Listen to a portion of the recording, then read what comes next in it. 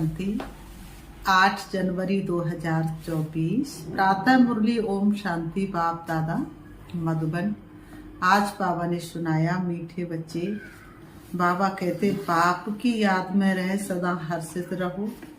बाबा कहते याद में रहने वाले बहुत रमणीक और मीठे होंगे, खुशी में रहे सर्विस करेंगे। प्रश्न बाबा ने किया, ज्ञान की मस्ती के साथ साथ कौन सी चेकिंग करना बहुत जरूरी है? ज्ञान की मस्ती के साथ साथ कौन सी चेकिंग करना बहुत जरूरी है? उत्तर में बाबा ने बताया, ज्ञान की मस्ती तो रहती, लेकिन चेक करो देही अभिमानी कितना बने हैं। ज्ञान तो बहुत सहज है, लेकिन योग में माया विघ्न डालती है। ग्रस्त व्यवहार में अनासक्त हो रहना है। ऐसा ना हो माया चूही अंदर ही अंदर काटती रहे और पता भी ना पड़े। अपनी नब्ज आप ही देखते रहो कि बाबा के साथ हमारा हड्डी प्यार है।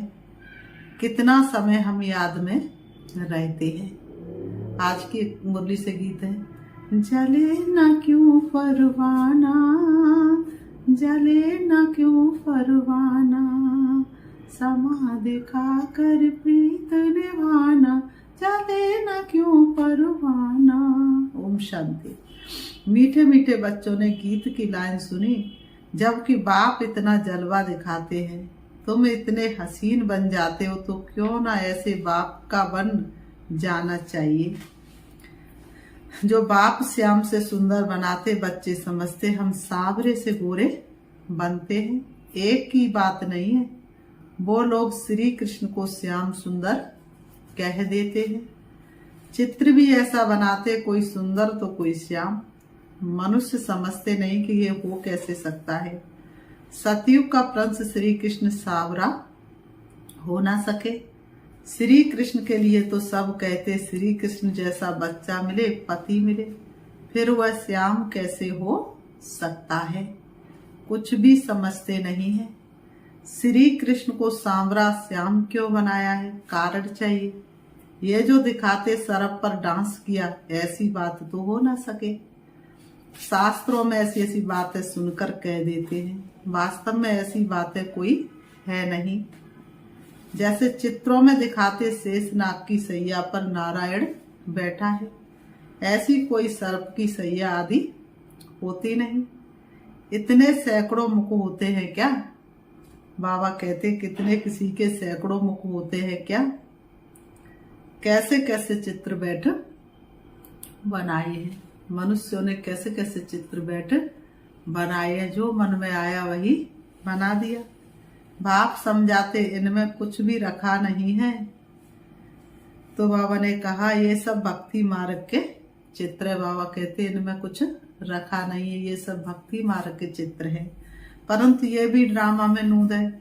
शुरू से लेकर इस समय तक जो नाटक शूट हुआ है, उनको फिर रिपीट करना है। ये सिर्फ समझाया जाता है कि भक्ति में क्या क्या करते हैं, कितना खर्च करते हैं, कैसे कैसे चित्र आदि बनाते हैं। आगे जब ये सब देखते थे तो इतना बंडर नहीं खाते थे। आगे ये चित्रों को देखते थे तो इतना बंडर नहीं खाते थे। अब जब बाप ने समझाया है तो बुद्धि में आता है बरोबर ये सब भक्ति मार्ग की बातें हैं। भक्ति में जो कुछ होता हुआ फिर भी जरूर होगा, सिवाय तुम्हारे और कोई भी ये समझ ना सके। ये तो जानते हो ड्रामा में जो पहले से नूत है वही होता रहता है। अधर्मों का विनाश एक धर्म की स्थापना होती है, इसमें बड़ा कल्याण है। अभी तुम ये प्रार्थना आदि कुछ नहीं करते हो, ये सब करते हैं भगवान से फल लेने के लिए। फल है जीवन मुक्ति, तो ये सब समझाया जाता है। यहाँ है प्रजा का प्रजा पर राज्य। गीता में है भारतवासी कौरव पांडव क्या करत वही। गीता में लिखा है भारतवासी कौरव पांडव क्या करत भई। बरोबर यादवों ने मूसल निकाले, अपने कुल का विनाश किया। ये सब आपस में दुश्मन है। तुम न्यूज आदि सुनते नहीं हो, जो सुनते हैं वह अच्छी तरह से समझ सकते हैं। दिन प्रतिदिन अंदर खिटपिट बहुत है, है तो सब क्रिश्चियन, परंतु अंदर खिटपिट बहुत, आपस में ही खिटपिट बहुत है। घर बैठे ही एक दो को उड़ा देंगे। देखो क्रोध कितना बड़ा। बाबा काम महाशत्रु, लेकिन काम महाशत्रु के साथ क्रोध भी महाशत्रु है। तुम राजयोग सीख रहे हो तो राजाई करने के लिए पुरानी दुनिया की सफाई जरूर चाहिए, फिर नई दुनिया में सब कुछ, बाबा ने कहा फिर नई दुनिया में सब कुछ नया होगा। 5 तत्व भी वहां सतो प्रधान होंगे, होगी ना वहां पर कोई लड़ाई, और दुनिया नई अब आई क्या आई। 5 तत्व हमारे ऑर्डर में होंगे, 5 तत्व सतो प्रधान होंगे। समुद्र की ताकत नहीं जो उछल कर नुकसान कर दे। अभी तो 5 तत्व कितना नुकसान करते हैं, कितना भारी नुकसान करते हैं। वहां सारी प्रकृति दासी हो जाएगी, इसलिए दुख की कोई बात नहीं। वहां पर दुख अशांति की कोई बात नहीं। यह भी बना बनाया ड्रामा का खेल है। स्वर्ग कहा जाता है सतयुग को। क्रिश्चियन लोग भी कहते पहले पहले हेवन था। भारत अविनाशी खंड है, सिर्फ उन्हों को पता नहीं कि हमको लिबरेट करने वाला बाप भारत में आता है। शिव जयंती भी मनाते तो भी समझ नहीं सकते हैं। अभी तुम समझाते हो कि भारत में शिव जयंती मनाई जाती है। जरूर शिव बाबा ने भारत में आकर हेवन बनाया है, अब फिर बना रहे हैं। करुणा हम पर बरस रही है बाबा के उपकारों की, और रंग बिरंगे फूलों से बगिया में की अरमानों की। जो प्रजा बनने वाले होंगे उनों की बुद्धि में कुछ भी नहीं बैठेगा। जो राजधानी वाले होंगे वह समझेंगे बरोबर हम शिव बाबा के बच्चे हैं। प्रजापिता ब्रह्मा भी है, लिबरेटर ज्ञान का सागर खुद बाबा है। ब्रह्मा को नहीं कहेंगे, ब्रह्मा भी उनसे लिबरेट होता है। लिबरेट सबको एक बाप ही करते हैं, क्योंकि सब तमो प्रधान है। ऐसे अंदर में विचार सागर मंथन चलना चाहिए। हम ऐसी मुरली चलाए जो मनुष्य झट, बाबा ने कहा हम ऐसी मुरली चलाए जो मनुष्य झट समझ जाए। बच्चे नंबरवार तो है ही, ये है नॉलेज, इनकी रोज स्टडी करनी चाहिए। डर के मारे पढ़ाई ना पढ़ना ये तो ठीक नहीं है। फिर कहेंगे कर्म बंधन है। देखो शुरू में कितने छूट कर आए, फिर कई चले भी गए। शुरू में देखो कितने छूट कर आए, फिर चले भी गए। सिंध में बहुत बच्चियां आई, फिर हंगामे के कारण कितने दुश्मन बन पड़े। पहले उन्हों को ज्ञान बहुत अच्छा लगता था, समझते थे इनको डॉट भगवान की देन मिली हुई है, दात भगवान की देन मिली हुई है। अब भी ऐसे समझते कि कोई शक्ति है। बाबा ने कहा ये नहीं समझते कि परमात्मा की प्रवेशता है। आजकल रिद्धि सिद्धि की ताकत तो बहुतों में है। गीता उठाकर सुनाते रहते हैं। बाप कहते ये सब भक्ति मार्ग की पुस्तकें हैं। ज्ञान का सागर तो मैं ही हूँ, मुझे ही भक्ति मार्ग में सब याद करते हैं। ड्रामा प्लान अनुसार ये भी ड्रामा में नूद है। साक्षात्कार भी होते हैं, भक्ति मार्ग वालों को भी राजी करते हैं। ज्ञान नहीं उठाते तो उनके लिए भक्ति भी अच्छी। जब ज्ञान नहीं उठाते, ज्ञान में नहीं आते तो बाबा ने कहा भक्ति अच्छी है। अच्छी फिर भी मनुष्य सुधरते तो है ना। चोरी याद नहीं करेंगे, भक्ति करेंगे तो कुछ तो डर रहेगा ना। भगवान का भजन करने वाले के लिए कभी भी उल्टी बातें नहीं करेंगे। फिर भी भक्त है, आजकल तो भल भक्त है, फिर भी बहुत देवाला मार देते हैं। ऐसे नहीं कि शिव बाबा का बच्चा बना तो देवाला नहीं मारेंगे। पास्ट का कर्म है तो देवाला मारते हैं, ज्ञान में आने से भी देवाला मार देते हैं। इसमें ज्ञान का कोई ताल्लुक नहीं। तुम बच्चे अब सर्विस पर लगे हुए हो, समझते हो श्रीमत पर सर्विस में लगने से फल पाएंगे। हमको सब कुछ वहां ट्रांसफर करना है, बैग बैगेज सब कुछ ट्रांसफर कर देना है। बाबा को शुरू में बहुत मजा आया था, वहां से जब निकला तो गीत बनाया, अल्प को अल्लाह मिला, बे को मिली बादशाही। श्री कृष्ण का चतुर्भुज का साक्षात्कार हुआ, समझा द्वारका का बादशाह बनूंगा, ऐसा नशा चढ़ता था। अब ये विनाशी पैसा क्या करेंगे। तो तुम बच्चों को भी खुशी होनी चाहिए। हमको बाबा स्वर्ग की बादशाही देते हैं, परंतु बच्चे इतना पुरुषार्थ ही नहीं करते, चलते चलते गिर पड़ते हैं। अच्छे अच्छे बच्चे बाबा को निमंत्रण देने वाले कभी बाबा को याद नहीं करते। बताओ, माया इतनी बलवान है, अच्छे अच्छे बच्चों को खा जाती है। जो लगेंगे अरे ये तो बड़े पुरुषार्थी, ये तो बाबा के घर के बहुत बड़े जिम्मेवार है। और माया का झरोका आया और गए। बाबा के पास पत्र आना चाहिए कि बाबा हम बहुत खुश हैं, आपकी याद में मस्त रहते हैं। बहुत है जो कभी याद नहीं करते। बाबा कहते बहुत है जो कभी याद नहीं करते।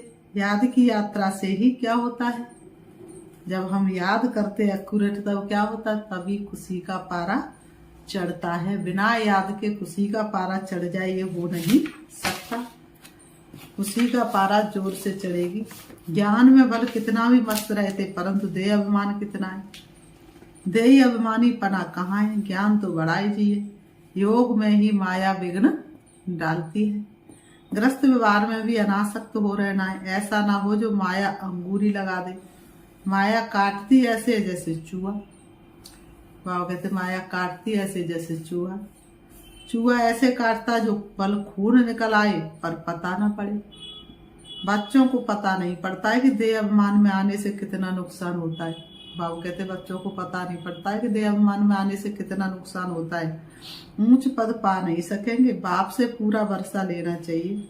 मम्मा बाबा मुआफिक हम भी तख्त नसीन बने। बाप है दिल देने वाला।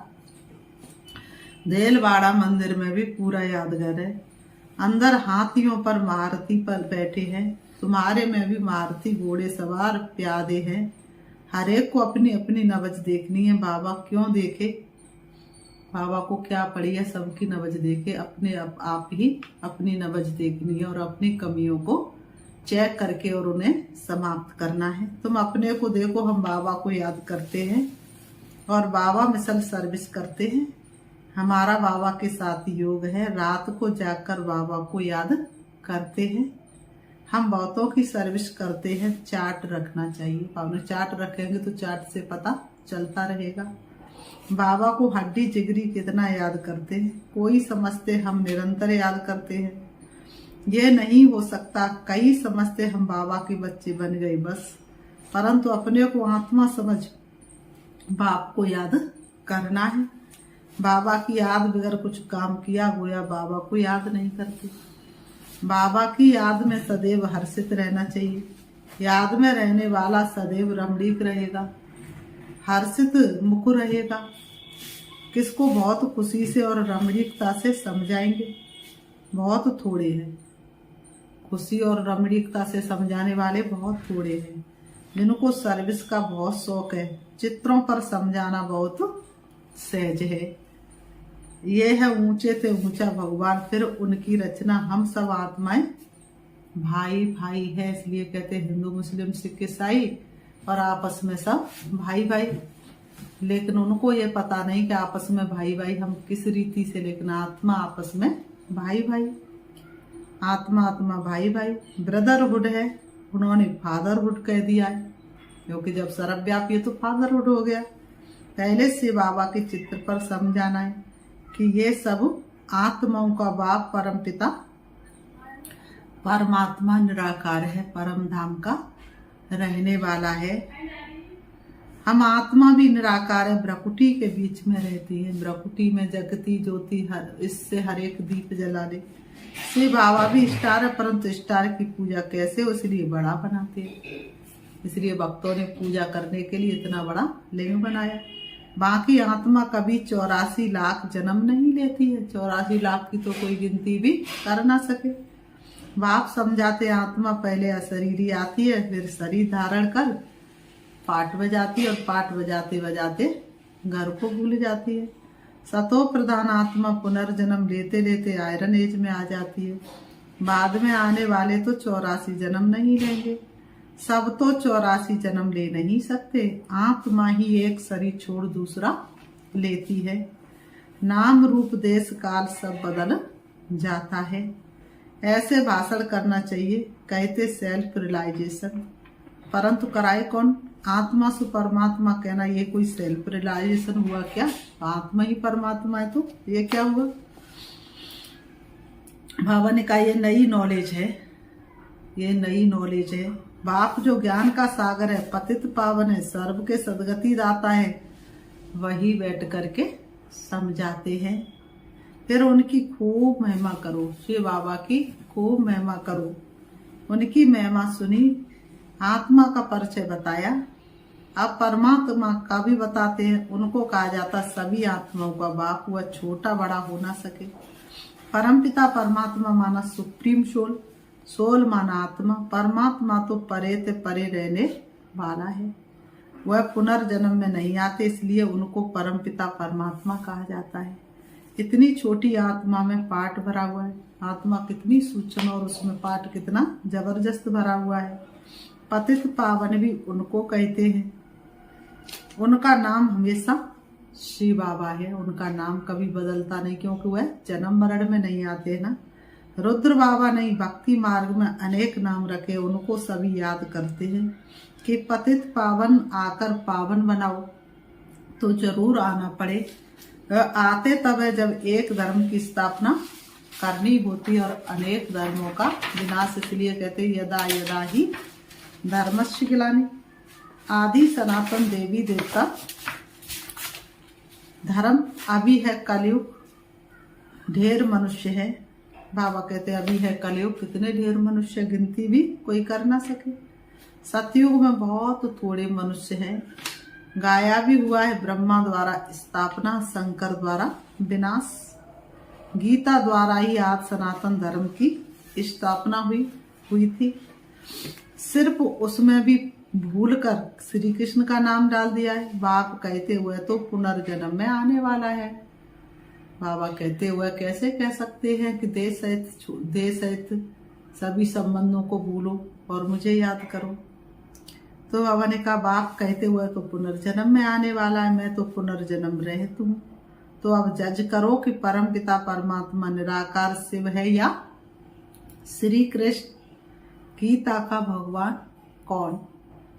भगवान तो एक को कहा जाता है। फिर अगर इन बातों को कोई मानता नहीं है तो समझना चाहिए ये अपने धर्म का नहीं है।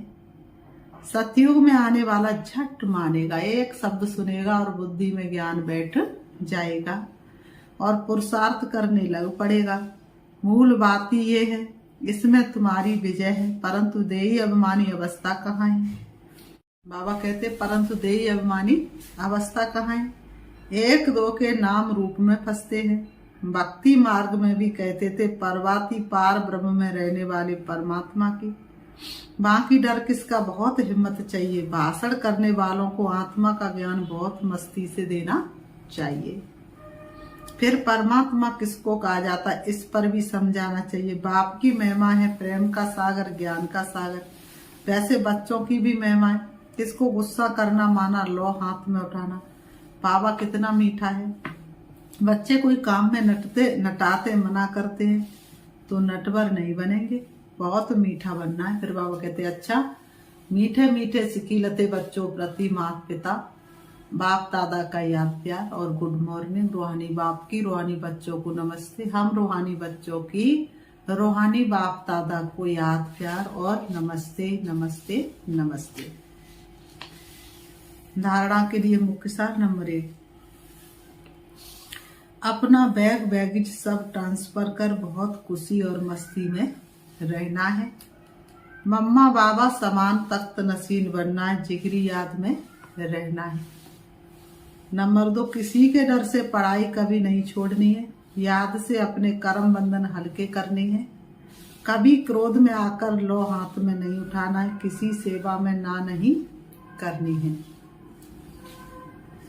वरदान है आज की मुरली से, रॉयल और सिंपल दोनों के बैलेंस से कार्य करने वाले ब्रह्मा बाप समान बाबू। रॉयल और सिंपल दोनों के बैलेंस से कार्य करने वाले ब्रह्मा बाप समान भाव स्पष्टीकरण है। जैसे ब्रह्मा बाप साधारण रहे, ना बहुत ऊंचा ना बहुत नीचा। ब्राह्मणों का आदि से अब तक का नियम है कि ना बिल्कुल सादा हो ना बहुत रॉयल हो, बीच का होना चाहिए। अभी साधन बहुत है, साधन देने वाले भी है, फिर भी कोई भी कार्य करो तो बीच का करो। ऐसा कोई ना कहे कि यहाँ तो राजा ही ठाठ हो गया है। जितना सिंपल उतना रॉयल, दोनों का बैलेंस हो। स्लोगन, दूसरों को देखने के बजाय स्वयं को देखो और याद रखो, जो कर्म हम करेंगे हमें देख और करेंगे। अव्यक्त साइलेंस द्वारा डबल लाइट फरिश्ता स्थिति का अनुभव करो। अभी आपकी सारी कारोबार श्रेष्ठ संकल्प द्वारा इशारों से चलनी चाहिए। ऐसे लाइट रूप में रहो जो व्यर्थ संकल्प, व्यर्थ समय समाप्त हो जाए। वही संकल्प उठे जो होना है, और जिसको करना है उनकी बुद्धि में भी वही संकल्प उठे कि यही करना है। तब ये साकार वतन सूक्ष्म वतन बनेगा। अच्छा, ओम शांति। अभी हम बाबा को याद करते हैं।